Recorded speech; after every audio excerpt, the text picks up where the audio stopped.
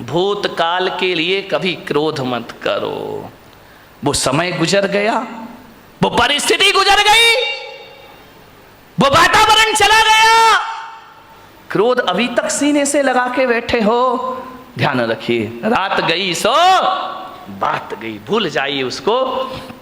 वरना कुछ लोग बचपन की दुश्मनी को आज तक अपने सीने से लगाकर, अरे किसी ने कुछ कह दिया, दो बातें कह दी, अरे तो क्या बिगड़ गया अपना है। यदि लड़ाई झगड़े में तुम जीत गए, जब भी ध्यान रखना, देवरानी से लड़ाई हो, सास से लड़ाई हो, भाई भाई की लड़ाई हो, बाप बेटे में लड़ाई हो, आदमी ये प्रयास करता है कि मैं जीत जाऊं, सामने वाला हार जाए तो बड़ी शांति मिला करती है। एक बात बताइए, आप एक बात मुझे बता दीजिए कि आप यदि छोटे मोटे झगड़ों में जीत गए तो क्या रामनाथ कोविंद आपको भारत रत्न का अवार्ड देंगे? नहीं नहीं देंगे तो बताओ, फिर खूब लड़ो, हाथ में डंडा ले लो, पत्थर, कौन सा सम्मान मिल जाएगा? यदि दो लोगों के विवाद में एक आदमी जीत गया तो उस समय ये सोचना, इससे मुझे कौन सी उपलब्धि मिल गई, कौन सा प्रधानमंत्री मेरा सम्मान कर देगा, कौन सा राष्ट्रपति मुझे अवार्ड देगा, कौन मुझे भारत रत्न बना देगा। आप बताइए, आप जीत भी गए भाई से झगड़ के, देवरानी से यदि जिठानी जीत भी गई तो कौन सा उसे वर्ल्ड कप इनाम में मिल रहा है, विचार करिए। आप इतना दिमाग लगा लीजिए, लड़ने की क्या जरूरत, झगड़ने की क्या जरूरत है। और इस लड़ाई में जीत भी गए तो कौन सा हमारा नाम हो जाएगा, कौन सी मालाएं हम पर डलेंगी। अरे इतना ही जीतने का शौक है ना, तो जाओ सीमा पर पाकिस्तान को जीत कर आओ, भारत तुम्हें सम्मान की निगाहों से देखेगा, हिंदुस्तान में तुम्हारा सम्मान बढ़ेगा। और मैं आपसे निवेदन कर रहा हूं, पाकिस्तान को जीतो या ना जीतो, महावीर की तरह खुद को जीत लो, दुनिया तुम्हें भगवान मानना प्रारंभ कर देगी, दुनिया तुम्हें पूजा करना प्रारंभ। जीतना है तो अपने आप से जीतो, लड़ना है, झगड़ा करना है तो अपनी गलत प्रवृत्तियों से झगड़ा करो। ये दुनिया तुम्हें महापुरुषों की श्रेणी में ले जा करके बिठा। आदमी छोटी मोटी लड़ाइयों को बहुत बड़ी जीत समझता है। दो भाई लड़ गए, जीत गए तो अरे हम तो बहुत बड़े विश्व विजेता बन गए। इन जीतों में, छोटी जीतों से खुश मत हो। यदि क्रोध को जीतना है तो ध्यान रखिए मान्यवर, बात छोटी है, बात बहुत बड़ी है। समझो तो बड़ी है, ना समझो तो बात की कोई कीमत नहीं है। ध्यान रखिए, दिक्कत इसी बात की है कि हम लोग छोटी जीत को बहुत बड़ी जीत समझा करते हैं। क्या होगा, किसी से बहस करने में जीत गए, ये बहुत बड़ी जीत नहीं होती है। जीते हो किसी ने देश तो क्या, हमने तो दिलों को जीता है। ध्यान रखिए, दिलों को जीतने का प्रयास करिए। किसी से लड़के जीत गए तो बहुत बड़े विजेता या सम्राट नहीं कहला जाओगे। एक बात याद रखना, यदि कमठ जीत भी जाता तो दुनिया उन्हें पारसनाथ नहीं मानती। रावण जीत भी जाता तो राम की तरह उनके मंदिर नहीं बनाए जाते। ध्यान रखना, रावण हार गया, राम जीत गए। लेकिन एक बात ध्यान रखना, राम इसलिए महान नहीं है कि उन्होंने रावण को मारा है। राम इसलिए महान है कि पूरे दो साल तक रावण से युद्ध चला, लेकिन राम के चेहरे की मुस्कुराहट कभी खत्म नहीं हुआ करती है। इसलिए राम के दुनिया में मंदिर बनाए जाते हैं। ध्यान रखिए, थोड़ा सा समझने का प्रयास करिए। मान्यवर, कई लोग भविष्य के झगड़े करते हैं, कई का क्रोध फ्यूचर टेंस को लेकर होता है। मेरा क्या होगा, कल कह रहा था ना वो सेठ, मेरे बच्चों के बच्चों का क्या, धत तेरे की सामान 100 बरस का पल की खबर। क्यों जोड़ रहा, क्यों इतना सब कुछ कर रहा, आने वाली पीढ़ी के लिए जोड़ करके जा रहा हूं, उनका भविष्य बना रहा हूं। अपना बच्चों का भविष्य बनाने में भाई का भविष्य बिगाड़ देते हो आप। विचार करिए, अपनी आने वाली पीढ़ियों के भविष्य के लिए वर्तमान पीढ़ियों को आप तबाह कर देते हो। ध्यान रखना है मान्यवर, भविष्य को लेकर क्रोध करते हैं। एक मुल्ला नसरुद्दीन था, वो बंबई जा रहा था पूना से, यहाँ से तुम्हारी बारामती से, बंबई जा रहा था, बेटा स्कूल से आया, जैसे ही स्कूल से बेटा आया उसने बैग रखा, मुल्ला ने तड़ा तड़ 10-20 चांटे जमा दिए उसके गाल में। पत्नी बोली यार तुम्हारा दिमाग खराब हो गया है, बच्चा अभी स्कूल से आया है और तुमने इसको 10 चांटे लगा दिए। अरे मुल्ला ने कहा तू चुप खड़ी रह, तू बीच में मत बोल। अरे तो बोले तू मार काय को रिया है? बोले मैं बंबई जा रहा हूं इसलिए इसकी पिटाई कर रहा हूं। अरे यार ये कोई बात है कि तुम बंबई जा रहे हो बच्चे की पिटाई कर रहे हो? अरे बोले मार लेने दे आज इसको जी भर के। अरे बोले तू कैसा बाप है भाई, एक बाप बच्चे से दूर जाता है तो गले लगाता है, प्यार करता है, और तू इसकी पिटाई कर रहा। मुल्ला ने कहा आज इसे जी भर के पीट लेने दे, मैं बंबई जा रहा हूं, महीने भर लौट के नहीं आऊंगा, आज इसे पिटाई करके जाऊंगा। अरे पत्नी ने कहा कि यार मार क्यों रहा है? बोले तू नहीं समझेगी, मार इसलिए रहा हूं कि अब मैं महीना भर तो घर आऊंगा नहीं, परसों इसका रिजल्ट आने वाला है और मुझे मालूम है फेल होगा, और जब मैं यहां नहीं रहूंगा तो इसे मारेगा कौन? तेरे की आदमी। फिजूल की बातों के झगड़े हमारे घरों में हुआ करते हैं। जिठानी लड़ती है, पति समझाता है कि झगड़ा मत कर, तुम कुछ नहीं समझते हो, तुम्हें अपने बच्चों का भविष्य दिखाई नहीं दिया करता है, भविष्य को लेके झगड़े कर रहे हो। एक बात ध्यान रखिए, न भूत को स्मरण करो न भविष्य की चिंता करो, वर्तमान में जियो और वर्धमान बन करके खड़े हो जाइए, आपके जीवन की समस्याओं का हल हो जाएगा। जो वर्तमान में जिएगा वो वर्धमान होगा, जो भूत में जिएगा भूत बन जाएगा। भविष्य हमारे हाथ में होता नहीं है, ध्यान रखिए। मान्यवर, किस बात के झगड़े होते हैं? छोटी छोटी बातों पे लड़ जाते हैं हम लोग। दिक्कत इस बात की है, जहां 4 लोग मिलते हैं, बात की शुरुआत तो बहुत अच्छे से होती है, इतने अच्छे से, लेकिन एंड बहुत बुरा हुआ करता है। लास्ट में हमारी सभाओं का, हमारी मीटिंगों का अंत लड़ाई झगड़े से हुआ करता है। इकट्ठे तो होते हैं, आओ बैठो कुछ विचार विमर्श करेंगे, ऐसा विचार विमर्श होता है कि बाद में हाथापाई पर नौबत आ जाया करती है। मान्यवर, आज संसद में क्या हो रहा है, विधानसभा में क्या हो रहा है, माइक फिक रहे हैं, कुर्सियां फिक रही हैं, जूते फिक रहे हैं, ये देश का आदर्श हो गया है। क्या प्रेरणा लेगी जनता इन लोगों से? मान्यवर, जीवन को महान बनाना है तो सहन करना सीखिए। सहनशीलताएं खत्म हो गई हैं हमारी। 2 बात किसी की कोई बर्दाश्त नहीं करता है। पति कहता है मैं पत्नी की नहीं सुनूंगा, पत्नी कहती मैं तुम्हारी नहीं सुनूंगी, सास कहती मैं बहू की क्यों सुनूं, बहू कहती है मैं बुढ़िया की क्यों सुनूं। अब तुम अपने घरों में तो किसी की सुनना नहीं चाहते हो और मेरे कमरे में आके मुझे सब सुना के चले जाते हो। तो भैया जब सास नहीं सुन रही, बहू नहीं सुन रही, भाई नहीं सुन रहा, देवर नहीं सुन रहा, तो पुलक सागर काहे को सुनेगा तुम्हारे? जो आता है वो मुझे सुना के हमारे घर में ये हो रहा वो हो रहा, इसका स्वभाव खराब उसका स्वभाव खराब। जब तुम नहीं सुन रहे तो मैं काहे को सुनूं? लेकिन मैं अपने को किस्मत वाला समझता हूं कि जो बच्चे माँ बाप की नहीं सुनते, जो सास ससुर की नहीं सुनते, जो भाई भाई की नहीं सुनता, देवरानी जिठानी की नहीं सुनता, मेरी किस्मत है कि घंटे भर तुम शांत होकर मुझे सुनते हो। इससे ज्यादा मेरी किस्मत दूसरी। कितने शांत होकर सुन रहे, मैं कुछ भी बोल रहा हूं तुम तो बड़े शांति से सुन रहे। एक बात बताऊं बारामती वालों, इतने शांति से यदि घर की बातें सुन लो, घर वालों की सुन लो, तो तुम्हारे घर में झगड़ा होने का कोई चांस पैदा है। लेकिन हम घर में तो सुनना ही नहीं चाहते हैं। सास शेर तो बहू, कौन बोला सवा शेर, खूब लड़ी मर्दानी वो तो झांसी वाली।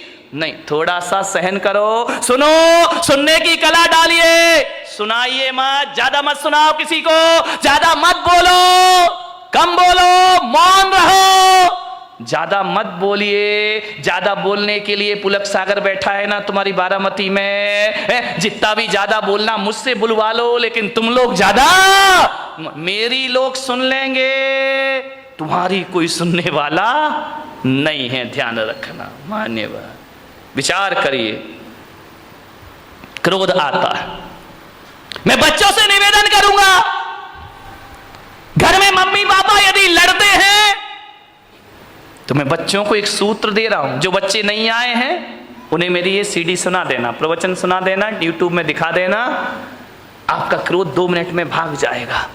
जब मम्मी पापा बहुत क्रोध कर रहे हो ना, तो आजकल एक वो आया है, एक पेन है जिसमें रिकॉर्डिंग हो जाती है ना, वीडियो बन जाती है, आवाज वॉइस रिकॉर्डिंग हो जाती है। जब मम्मी पापा लड़े बेटा, तो पेन में रिकॉर्डिंग कर लिया करो, फिर देखना ये क्रोध में क्या क्या बकते हैं। और जब ये शांत हो जाए, और शांत होने के बाद भी नहीं, जब घर में कोई मेहमान आए तो उन्हें नमोकार मंत्र की धुन मत सुनाना, नमोकार मंत्र की झनकार नहीं, मम्मी पापा की टनकार सुनाना। उस समय पता लगेगा कि हम क्रोध में क्या क्या बोल गए। क्रोध में ध्यान रखना, क्रोध में आदमी बेहोश हो जाता है, उसे होश नहीं रहता कि मुझे क्या बोलना है। एक बार एक आदमी तो क्रोध में इतना बोला, गुस्से में इतना बोला, अपने बच्चे को बोला, अब एक गधे की औलाद। बच्चे ने कहा सही कह रहे हो बापू, ध्यान रखिए। बीच आदमी होश थोड़ी रहता, मैं गुस्से में बोल के आ रहा हूं, अब एक गधे की औलाद। अब विचार करिए, उसने कहा, गुस्से में एक पति ने पत्नी से कहा कि क्यों नहीं, जब तेरी शादी हुई थी तू पागल थी क्या, जो मेरे से शादी, पागल थी क्या जो शादी के समय तूने नहीं देखा मुझे, अब तुझे गुस्सा आ रहा है, पागल थी क्या। पत्नी ने कहा पागल नहीं होती तो तुझसे शादी काहे को करती, ये पागल ही तो था। एक बार क्या हुआ, एक पत्नी ने अपने पति से कहा, यार तू तो इतना भोला है, इतना भोला है, इतना भोला है कि तुझे तो कोई भी बेवकूफ बना सकता है। पति ने कहा ज्यादा मत बोल, बोले तुझे कोई भी बेवकूफ बना सकता है। पति ने कहा बिल्कुल सच कह रही है, सबसे पहले बेवकूफ तो तेरे बाप ने मुझे बनाया जो तेरे से शादी कर दी। ध्यान, आदमी क्रोध में क्या क्या भूल जाता, उसे होश ही नहीं रहता, पता ही नहीं रहता। सब रिकॉर्डिंग कर लो। और जब मेहमान आए, यदि सासू बहू लड़ रही हो ना, तो देवरानी रिकॉर्डिंग कर ले। और जब कोई मेहमान आए तो चालू कर देना, शर्म से पानी पानी हो जाएंगे लड़ने वाले। और अब जब भी लड़ेंगे तो याद रखेंगे, कोई शैतान मेरी मोबाइल में फोटो तो नहीं बना रहा है, कोई आवाज तो टेप नहीं कर रहा। ध्यान रखना, क्रोध ज्यों-ज्यों बढ़ता है, भाषा असभ्य होते चली जाती है, भाषा अपनी सभ्यता खो दिया करती है। क्रोध में जितने निकृष्ट वचन हो उतने एकत्रित कर लिए जाते हैं, लेकिन जब प्रेम होता है तो भाषा भी संभलती है और व्यवहार भी संभल जाया करता है। ध्यान रखिए मान्यवर, एक कितनी भी सुंदर महिला हो, खूबसूरत महिला हो, आसमान से उतरी हुई परी हो, ध्यान रखना, आप सोचते हो ना कि थोड़ी सी लिपस्टिक से हम बड़े अट्रैक्टिव लगेंगे। नहीं नहीं, कौन बोला महाराज हमारे पीछे क्यों पड़े हो तुम। ध्यान रख, लिपस्टिक लगा के आप सोचते कि हम सुंदर हो गए हैं। मैं आपसे निवेदन करता हूं, ओंठ कितने भी सुंदर बना लो, कितने भी लिपस्टिक लगा लो, कितने भी पतले ओंठ हो जाएं तुम्हारे, कितने भी गुलाबी ओंठ हो जाएं, लेकिन वाणी कड़वी हो तो बताइए आपका सौंदर्य कितनी देर टिकने वाला है। ओंठों का सौंदर्य ज्यादा नहीं टिका करता है। मुझे तो समझ नहीं आता है, ये महिलाएं लिपस्टिक लगा के अपने को सुंदर समझती हैं, आदमी तो लिपस्टिक नहीं लगाता ना। नहीं, बारामती का मुझे पता, लगाते हो क्या? नहीं लगाते ना। एक बात बताओ, ये सोचते हैं लिपस्टिक से सुंदरता बढ़ती है, तो लिपस्टिक लगा के सुंदर दिखने वाली देवी हो, बिना लिपस्टिक वाले पे क्यों मरती हो? फैसला करो, फैसला। ये तो लिपस्टिक जान इन पे ही देती है लोग। ध्यान रखिए, इसका मतलब है लिपस्टिक कितनी भी अच्छी हो, चेहरे की सुंदरता कितनी देर की, आधे घंटे। एक बात बताओ, एक सुंदर चेहरे को एक बार देखोगे, 2 बार देखोगे, 3 बार देखोगे, बार बार देखोगे, उस चेहरे से भी जी भर जाएगा। ध्यान रखिए, ध्यान रखना। ज्यादा सुंदर चेहरा कितने दिन अच्छा लगेगा? 1 साल, 2 साल। कितनी भी सुंदर पत्नी ले आओ बेटा, साल भर बाद तो वही हालत है कि वो बड़बड़ा रही है, अपन चुपचाप सुन रहे हैं बैठ करके। खाना खाएगी तभी बोलेगी। ध्यान रखना, ये आदमियों की जिंदगी इसी में, बेचारे हर थके हुए हारे हुए तो आते हैं दुकान से, वो जैसे ही आया और इनकी रामायण शुरू हो जाया करती है। देवरानी ने ये कहा, जिठानी ने वो कहा, तेरी अम्मा ने एक परसते भी जा रही है। महिलाओं से निवेदन है, जब पति घर में आए तो उसकी थाली में रोटी परोसो, रोटी। दिन भर की किचकिच मत परोसो उसकी थाली में, वरना थाली फेंक करके इतना परेशान। उसी समय मैंने एक महिला से बोला, खाते समय क्यों बोलती हो? बोले खाते समय तो वो चुपचाप सुनता है, मुंह में रोटी रहती है, सुनते रहता है, अपन बोलते जाओ, देवी बोलते जा रही, बोलते जा रही, बोलते जा रही है, वो बेचारा खाते जा रहा, खाते जा रहा। क्या करे, इधर सुने या इधर सुने, खा रहा। ऐसी हालत है जैसे सड़क के किनारे भुट्टा सिकता है ना, भुट्टे नहीं सेकते रहते, वो एक हाथ से हवा करते जा रहा, भुट्टा सिकते जा रहा, हवा करते जा रहा, भुट्टा सिकते जा रहा, रोटी पटकते जा रही, भुट्टा सिकते जा रहा, सिकते जा रहा, सिक गया भुट्टा, क्या रोटी खाए बेचारा। ध्यान रखो, खाते समय तो कहा है कुत्ते को भी परेशान, ये तो फिर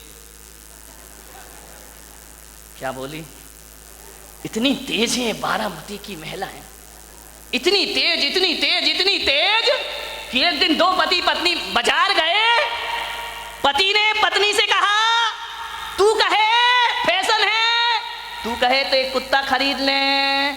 पत्नी ने ऊपर से नीचे तक देखा, बोली क्या जरूरत है? बोली जब से तुम मिले हो। कौन बोला हर तमन्ना पूरी हो गई मेरी? ध्यान रखिए, मान।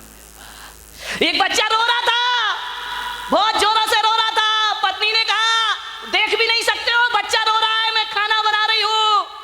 तो बोले पहले सुन तो ले, काय के लिए रो रहा है? अरे बोले जो भी रो रहा कर दो पूरा। बोले नहीं पहले सुन। बोले क्या? ये रो रहा है कि मुझे गधे पे बैठना है। तो पत्नी ने कहा कंधे पे बिठा के 3 चक्कर नहीं लगा सकते क्या?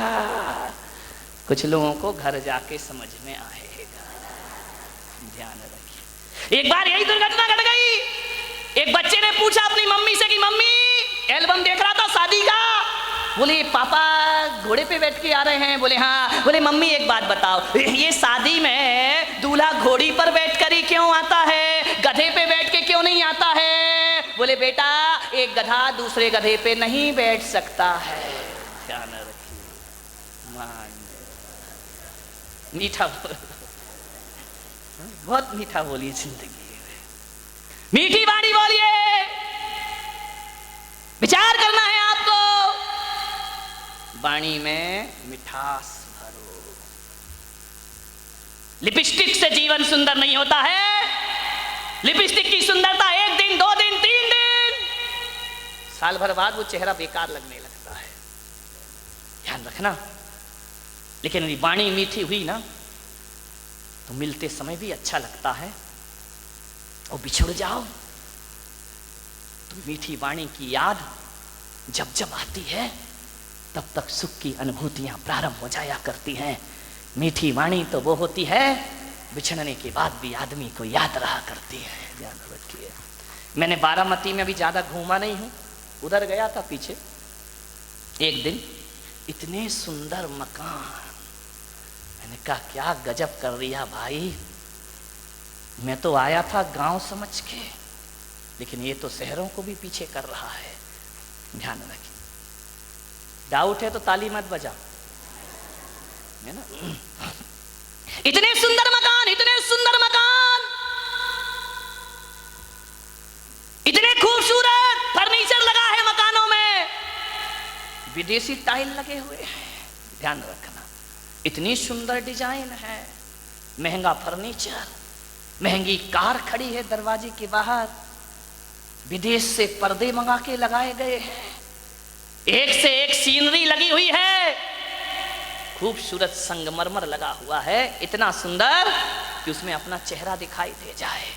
एक बात बताओ मेरे भाई, जिसका बहुत महंगा मकान हो, बहुत सुंदर फर्नीचर लगा हो, बहुत अच्छा सोफा सेट हो, डाइनिंग सेट बहुत सुंदर हो, ड्रेसिंग टेबल बहुत सुंदर हो, अलमारियां बहुत सुंदर हो, एक बात बताना, और कोई उस घर में जाए, बस सब कुछ सुंदर हो, आपकी देखकर आंखें फटी की फटी रह जाएं, कितना सुंदर मकान है, लेकिन एक बात बताइए, सब कुछ सुंदर हो लेकिन उसमें रहने वाले को बोलने का तमीज ना हो, वो बदतमीजी से बात करता हो, एक गिलास पानी भी ना पिलाता हो, और तुम गए और उसने इतना भी नहीं कहा कि भाई साहब आइए बैठिए, तो बताइए उस मकान की सुंदरता याद रहेगी आपको जाने के बाद, या उस आदमी का व्यवहार याद रहेगा आपको जाने के बाद? ध्यान रखिए, आप उस घर से निकल के जाएंगे, जिस मकान को बहुत सुंदर कह रहे थे वो मकान डिलीट हो जाएगा और आदमी की बोली और व्यवहार जिंदगी भर याद रहेगा। और एक बात मैं आपसे कहता हूं, एक का मकान तो बहुत सुंदर नहीं है, बहुत कीमती मकान नहीं है, साधारण से फ्लैट में रहता है, लेकिन जैसे ही तुम जाते हो बड़े आदर से बोलता है, बड़े अदब से बात करता है। आइए भाई साहब बैठिए, ठंडा लेंगे या गरम लेंगे? आप क्या लेना चाहते, मीठा लेंगे नमकीन? अरे नहीं नहीं कुछ, अरे भाई साहब आए हो कुछ तो लेकर जाना पड़ेगा, ऐसा नहीं हो सकता, हमारे यहाँ कब कब पधारते हो, आपको जरूर कुछ लेना होगा, आपको भूख भी नहीं है तो भी उसके व्यवहार और मिठास के कारण आपको खाना पड़ेगा। आप एक बात बताइए मेरे भाई, जब आप घर चले जाओगे वो सुंदर मकान याद करोगे या उसका दुर्व्यवहार याद करोगे?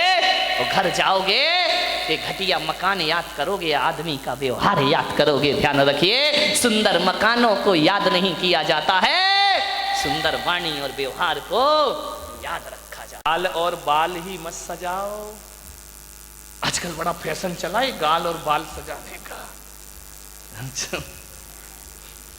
नहीं, एक आया था मेरे यहीं बैठा हुआ एक लड़का, आजकल ऐसी फैशन ऐसी फैशन ऐसी फैशन, ऐसा फैशन चला है, वो बाल है ना इधर से गायब, इधर से गायब है, 4 अंगुल इधर से गए 4 अंगुल इधर से गए, बीच में रखा हुआ है।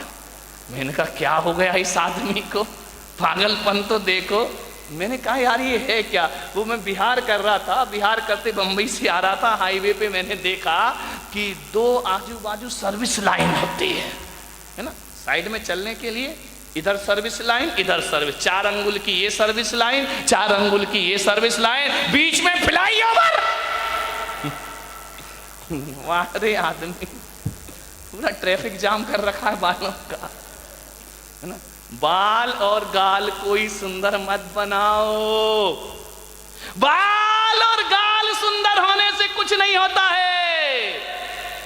जुबान को सुंदर बनाओ, वाणी को सुंदर बनाओ, तो सारी दुनिया अपने प्रति आकर्षित हो जाया करती है।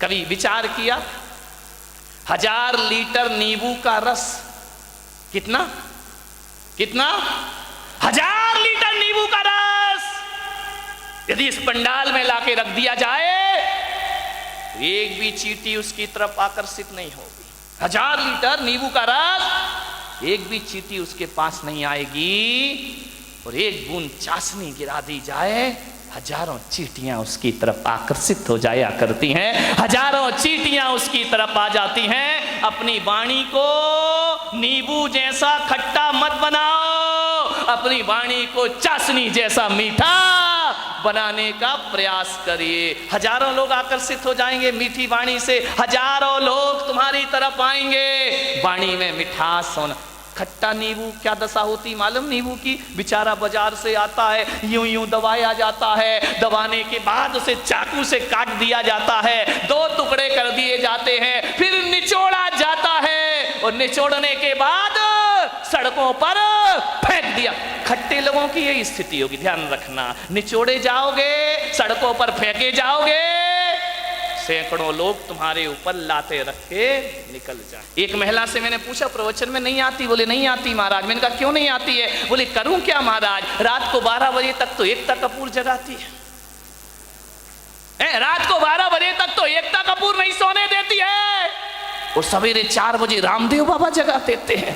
हम करें कहां से आए तुम्हारे प्रवचन में, इतने बिजी हैं हम लोग। ध्यान रखिए, समझ मान्यवर।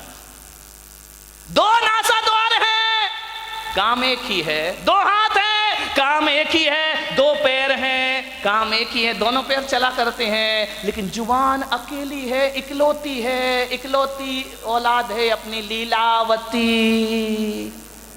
साली लीला यही कराती है, यही रास लीला करा दे, यही राम लीला करा दे। लीलावती का सावधान, इस लीलावती से।